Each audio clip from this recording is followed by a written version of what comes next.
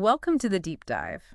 Today, we're looking at a really interesting development coming out of Japan. Yes, it concerns their next-generation fighter jet program. Exactly. And specifically, the potential naming of it. Mm. What's really caught people's eye is this idea they might reuse a World War II name, Reppu. Which means strong wind, doesn't it? That's right.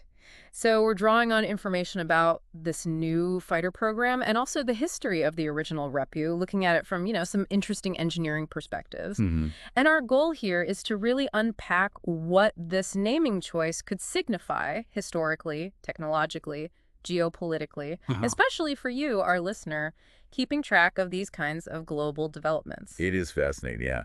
It's where technology meets history, almost. Japan's developing this incredibly advanced aircraft. Right. And then there's this potential echo from their past. Yeah. It's definitely worth digging into. We need to look at the new jet's capabilities, sure, but also the story of the original name to get the full picture. Okay, let's dive right into this new fighter jet then.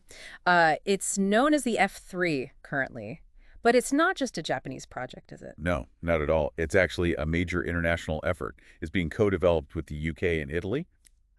Under the Global Combat Air Program, or GCAP. GCP, right. I've seen that mentioned. And the goal, the target date, is to have this thing operational by 2035. 2035. Well, it feels ambitious, but maybe achievable with partners. Exactly. That partnership is crucial. Right.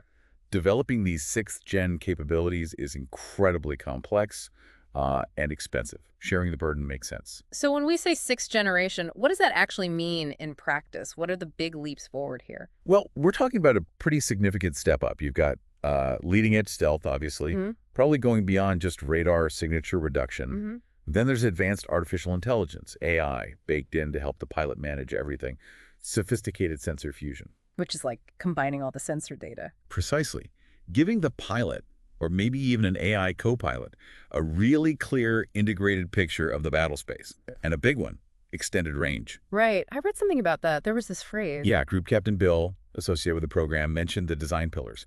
Fly far, carry heavy, and think fast. Fly far, carry heavy, think fast. Okay, let's break that down. Fly far, you mentioned range. Transatlantic capability. But that's the goal, yes. To be able to fly across the Atlantic, for instance, purely on internal fuel. Why is that so important? Well, think about it.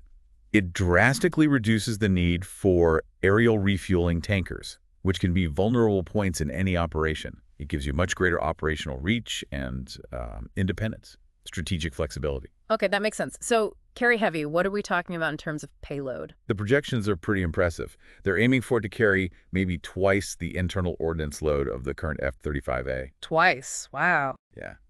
With a weapons bay capacity potentially over 10,000 pounds. Right. So it's designed for serious strike missions alongside advanced sensors for intelligence gathering and a lot of onboard computing power. So a really powerful multi-role platform. Its official designation will be F3, you said? Yes, following standard military naming conventions. Yeah. F3. The name Reppu would be more like a nickname, unofficial, symbolic. Okay. Which brings us neatly to the original Reppu. The Phantom Fighter. What's the story there? Right. The Mitsubishi A7M Reppu. This was a fighter developed late in World War II. Okay. It was intended to be the successor to the famous A6M0. Japan's main carrier-based fighter needed an upgrade. So like the next step up from the Zero. Exactly. The plan was for it to have a much more powerful engine, bigger wings for better lift and maneuverability, addressing the weaknesses the Zero had started to show against newer Allied fighters. So it was meant to be the key aircraft for Japan's naval air power right at the end of the war. That was the vision, yeah. A way to try and regain some kind of air superiority in the Pacific. But it didn't happen. No. It ran into development delays, engine problems initially, and then just the worsening wartime situation for Japan bombing raids, resource shortages. So in the end, only a handful of prototypes were actually built. It never saw combat, never entered service properly. Which explains the Phantom Fighter name. All that potential, unrealized. Precisely. A capable design on paper that just never made it to the fight. Such a contrast then. A fighter that never fought, potentially lending its name to one designed to be at the absolute cutting edge. Why even consider it? What's the thinking behind possibly reviving this name? That's really the crux of the debate, isn't it? Sources suggest Japan's Ministry of Defense is seriously considering using Reppu, maybe as that unofficial name we mentioned. And the arguments for it. Well, supporters see it as representing a goal for Japanese technology, a strong wind pushing innovation forward. A symbol of ambition. Kind of, yeah. And it connects the new jet to Japan's own aviation history, recognizing past engineering efforts. For some, that link to national capability, past and present, is important, a source of pride, maybe motivation. But I imagine there are concerns, too. That name comes loaded with history. Absolutely. That's the other side of the coin. Concerns have been raised within the ministry itself about linking the F-3 to a wartime aircraft designed for the Imperial Japanese Navy. The potential for evoking militaristic imagery. Exactly. The worry is that it might clash, or seem to clash, with Japan's post-war defense posture, which is, fundamentally rooted in its pacifist constitution. It's a delicate balance, isn't it? Honoring history versus present-day identity and policy. Very delicate. How do you acknowledge technological heritage without sending unintended signals, especially internationally? Are there any actual rules stopping them? Like regulations against reusing old military names? Apparently not. There are no specific legal or regulatory blocks. So the decision really comes down to symbolism, public perception, and maybe internal consensus within the defense establishment and government. And internationally, could this have geopolitical implications for listeners, tracking regional dynamics? It could, potentially. It's subtle, perhaps.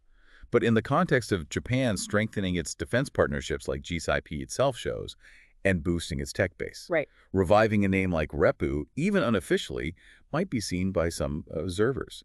It could be interpreted as a quiet assertion of national capability, of technological confidence, in a pretty contested Indo-Pacific security environment. A subtle signal of intent, perhaps? Perhaps a signal of renewed focus on being a significant player in defense technology and regional security. Okay, so let's recap briefly. Japan's developing this very advanced F-3 fighter with the UK and Italy. The GCAP program aiming for 2035. And there's this discussion about maybe nicknaming it Reppu after a World War II fighter, the A7M, that showed promise but never saw service. The Phantom fighter. Right.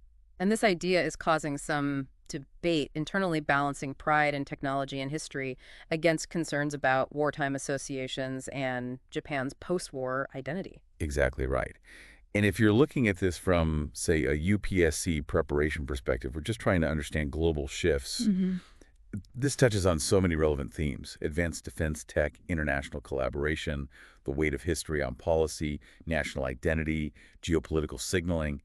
It's all wrapped up in this one potential naming decision. It really highlights the complexities. Understanding these different layers is pretty crucial for grasping contemporary international relations, especially in the Indo-Pacific. So that leads to a final thought for you, our listener, to maybe ponder. Considering Japan's clear technological ambitions, this GCAP project being a prime example, and also its complex relationship with its own 20th century history, what does this potential act of reviving the name Reppu truly suggest about their vision for the future, their future defense posture, their place in the world? It really gets you thinking about how nations weave together their past, present, and future ambitions, particularly in such a sensitive area as defense.